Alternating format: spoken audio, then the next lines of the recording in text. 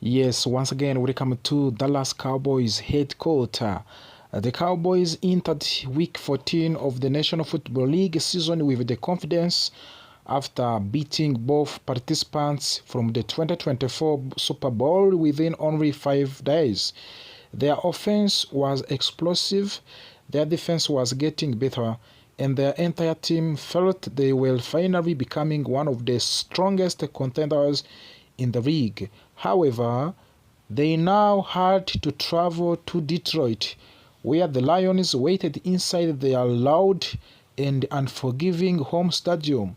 The last time these two teams faced one another, Detroit completely dominated the Cowboys by a score of 47-9. In that game, the Lions used trick plays in which their quarterback threw passes to offensive linemen even after the result was already secured. The Dallas simply could not find a way to slow them down. But things were very different now. The Cowboys had won 3 consecutive games. Their offense ranked near the top of the league with powerful rushing, creative passing, and steady late-game executions. Their defense also transformed after the trade for the defensive tackle Quinnen Williams, who immediately added strength, energy, and leadership. Meanwhile, the Lions did not look like an unstoppable group they were the year before. Without offensive coordinator Ben Johnson calling plays, the system lost rhythm. Injury made it worse, especially losing tighter end Sam Leparta and wide receiver Amon El Esther, blown 2 of their best weapons. Even with their issues, Detroit still had dangerous playmakers such as wide receiver Jameson Williams and running back Jameer Gibbs, and they always played through inside their home stadium. But the Cowboys reviewed their victory over the Kansas City Chiefs and realized there were several areas that still need improvement, even though they escaped with the narrow 3-point win. Weaknesses were exposed. If Dallas wanted to beat the Lions, they could not afford to ignore these problems. The coaching staff identified 3 major issues: starting field position for the offense, red zone defense, and run defense. Fixing these areas was essential before stepping into Detroit turf. The first issue was starting field position. In their game against Kansas City Chiefs, the Cowboys began most of their offensive drives deep inside their own territory. On average, they started around 17 points 8-yard line. 6 different drives began inside the 20-yard lines. 2 of those drives began even inside of the 5-yard line, and 1 began at the 10. This created heavy challenge because long drives require perfect execution, discipline, and patience. On the other hand, the Chiefs averaged starting of the 35-yard line and never opened a drive inside their own 20. The type of the field position gives an enormous advantage because offenses can use more parts of their playbook and feel more comfortable taking risks. The Cowboys managed to push through these disadvantages and still score enough to win, but doing that every week is nearly impossible. Long fields demands too much from an offense, especially late in the season when fatigue breeds out. For the Dallas to perform well against Detroit, they needed better special teams, returns, smart decisions on kickoffs, and strong blocking on the punt returns. Improving field position would allow these offenses to start faster and avoid unnecessary pressure. The second major issue was red zone defense. Even though the Cowboys' defense had improved in almost every other area since Quinnen Williams arrived, the red zone remained their weakness point. The Philadelphia Eagles reached the zone 3 times and scored touchdowns on all 3 trips. Only 4 days later, the Kansas City Chiefs also reached the zone 3 times and scored touchdown every time. Allowing 6 touchdowns in 6 attempts is extremely dangerous, especially for the team hoping to make a playoffs run. Red zone defense is often the difference between winning and losing games. It requires discipline, strong communication, and tight coverage because the field becomes shorter and the passing windows shrinks. Every missed tackle or blown assignment becomes more costly near to the goal line. The Cowboys needs to treat red zone defense as priority. Improving that area could turn touchdowns into field goals, and those small differences often decide the outcome of the tough road games. The third issue was run defense. In the 2 weeks before playing the Chiefs, the Cowboys did not experience job stopping powerful running back Ashton Genty and Shaquan Barkley, but the Kansas City Chiefs, their run defense appeared less confident. They might have been too focused on preventing Patrick Mahomes from throwing deep passes, which opened space for the Chiefs' running game. 4 different Kansas City players averaged more than 4 yards per carry. The Chiefs' running backs alone gained 4.3 yards per attempt, not including Patrick Mahomes scrambling for the 30 yards on the 3 runs. The Lions relied heavily on running back Jahmyr Gibbs, who was explosive, fast, and extremely difficult to tackle in open space. If the Cowboys could not control the line of the scrimmage, Gibbs could become the deciding factor in the game. Improving run defense required filling gaps more constantly, shedding blocks fast, and securing tackles with 2 or 3 defenders instead of relying on one person. As the Cowboys traveled to Detroit, they understand the importance of collecting these weaknesses. Field position would help their offense stay balanced. Better red zone defense would protect them from giving up easy points. Strong run defense would remove Detroit's most dangerous weapons. The team studied film, practiced situational drills, and communicated more clearly during the preparations. Players knew the challenge ahead was serious, but believed they were steady and ready. The shutdown in Detroit would not just be another regular season game.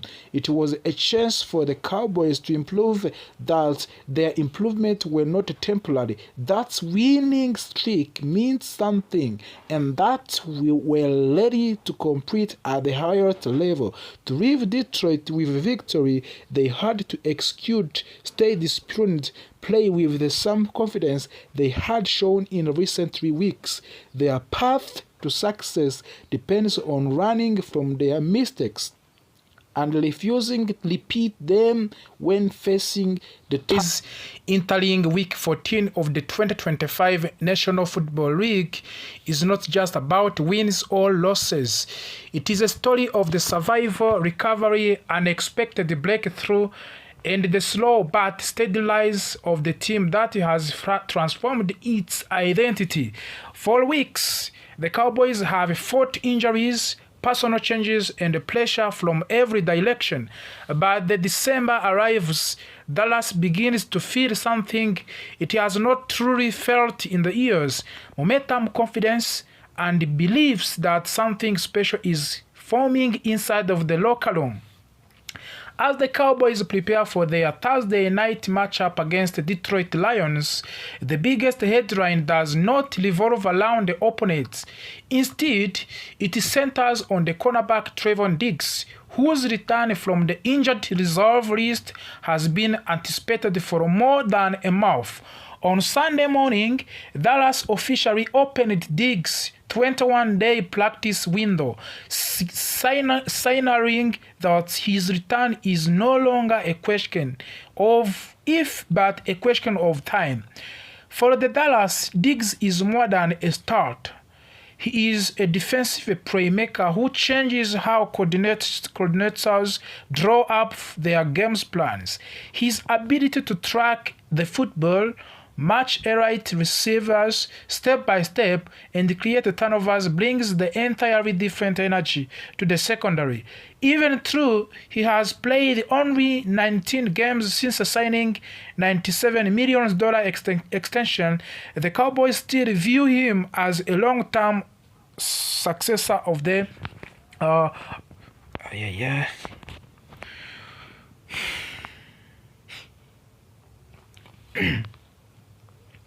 Yes, once again, welcome to Dallas Cowboys headquarters. Today, we brings you a hot news about the Dallas Cowboys as the Cowboys prepare for their Thursday night matchup against the Detroit Lions. The biggest headline does not revolve around the opponents. Instead, it centers on the cornerback Trevon Diggs, whose return from the injured reserve list has been anticipated for more than a month. On the Sunday morning, Dallas officially opened the Diggs 21 days practice window, signalizing that his return is no longer a question of if, but a question of when. For the Dallas, Diggs is more than a starter. He is a defensive playmaker who changes how coordinators draw up their game plans. His ability to track the football, match a right receiver step for steps, and create turnovers brings entirely different energy to the secondary. Even though he has played only 19 games since signing $97 million extension, the Cowboys still view him as a long-term successor. This season, the secondary has been tested in a way no one expected. Kylen Carlson has battled a difficult hamstring injury. Dallon Bland briefly exited the Chiefs game with foot issue. Lucky Shavon Levels unexpected thrust into a major role, played 100% of the snaps last week in only his third career appearance.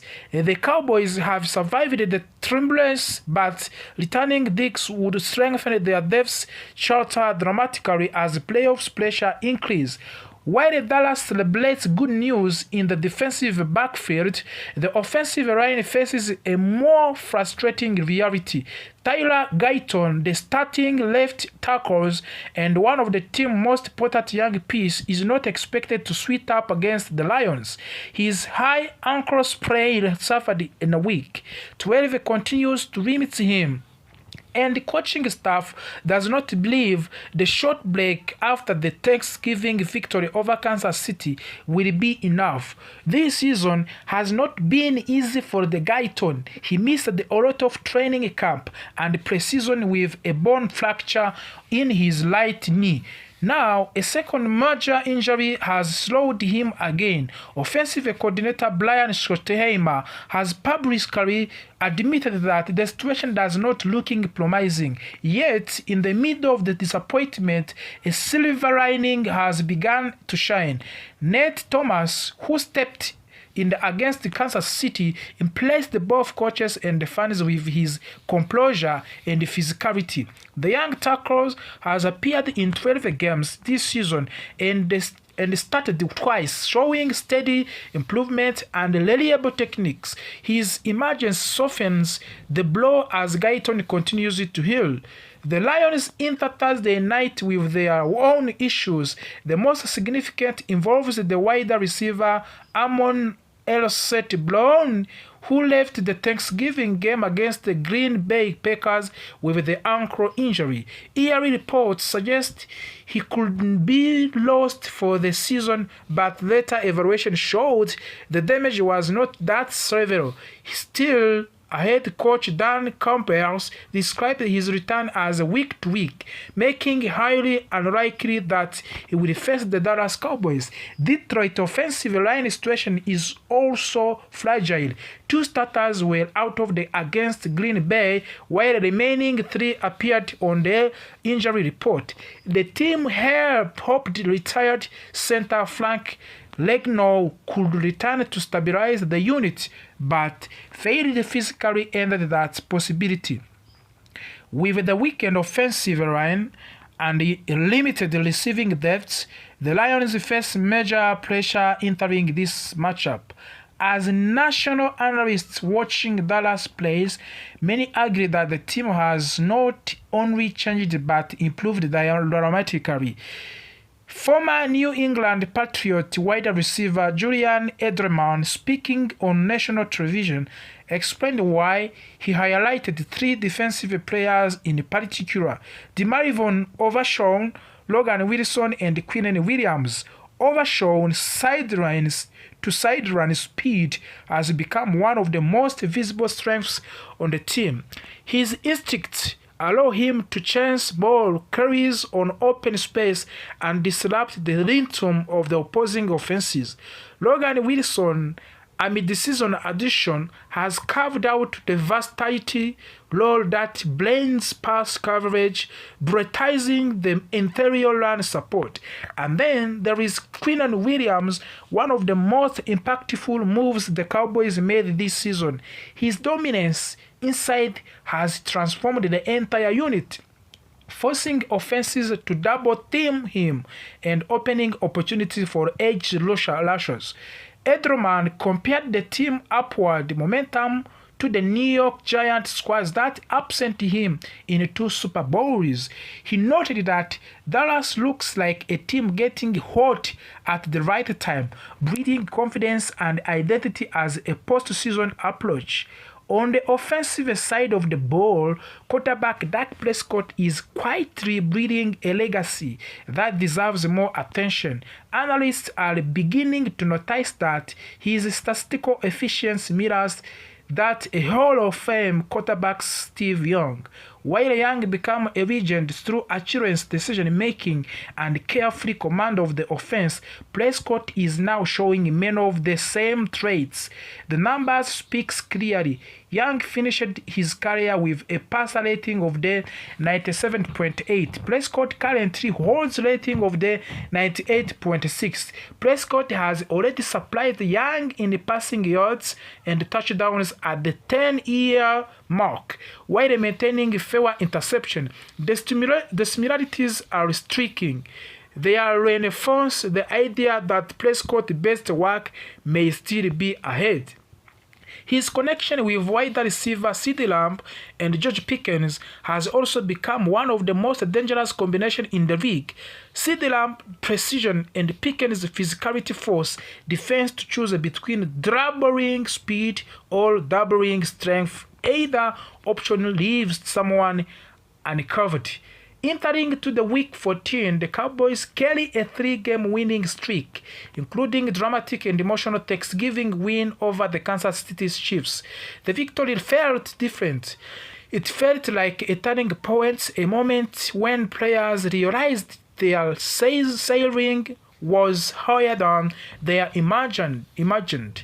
The coaching staff believes in the team growth, the veteran feel it, the young players feel it, and then even the analysts who spent years adapting the Dallas admit that this group looks different, more disciplined, more confident, and more connected. As Thursday night approached, the Cowboys entering Detroit with rising energy despite injury concerns. The return of the Trevon Diggs is not a horizon. Nate Thomas continued to gain